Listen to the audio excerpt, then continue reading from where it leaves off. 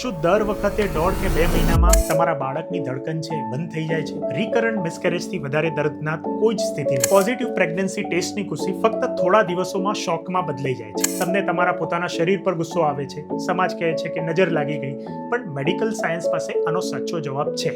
વારંવાર મિસકેરેજ થવાના મુખ્ય 3 કારણો હોઈ શકે. પહેલું છે જેનેટિક ઇશ્યુ. 60 to 70% કેસમાં એમ્બ્રિયોમાં ક્રોમોઝોમલ એબ્નોર્માલિટીઝ હોય છે. નેચર ખરાબ એમ્બ્રિયોઝને આગળ વધવા જ નથી દેતો, એટલે આ માટે હસબન્ડ અને વાઇફનું કેરિયોટાઇપિંગ કરાવવું જરૂરી છે. સેકન્ડ ફેક્ટર છે બ્લડ ક્લોટિંગ. કેટલીક મહિલાઓમાં લોહીના ગઠ્ઠા જામી જવાની તાસીર હોય છે, જેને મેડિકલ લેંગ્વેજમાં એપ્લા સિન્ડ્રોમ કહેવાય છે. આ માટે થ્રોમ્બોફિલિયા ટેસ્ટ કરાવવો જરૂરી છે, અને સિમ્પલ બ્લડ પાતળું કરવાના ઇન્જેક્શન્સથી પણ પ્રોબ્લેમ છે એ સોલ્વ થઈ શકે છે. અને ત્રીજી કન્ડિશન છે યુટ્રસનો શેપ. ગર્ભાશયમાં જો પડદો હોય, જેને સેપ્ટમ કહેવાય, તો એના કારણે પણ મિસકેરેજ થઈ શકે છે. જો તમને 2 થી વધારે મિસકેરેજ થયા હોય તો પહેલા ડિટેલમાં તપાસ, જેમ કે હિસ્ટ્રોસ્કોપી એટલે કે દૂરબીનથી ગર્ભાશયના અંદરની તપાસ જેવા રિપોર્ટ કરાવવા જરૂરી છે, જેથી કરીને આગળના પ્રયત્નોમાં તમારે આ પ્રેગ્નન્સીમાં રિકરન્ટ મિસકેરેજ થતું અટકાવી શકાય છે. જો મિત્રો રીલ ગમી હોય તો લાઈક, શેર, સબસ્ક્રાઇબ કરજો. Thank you.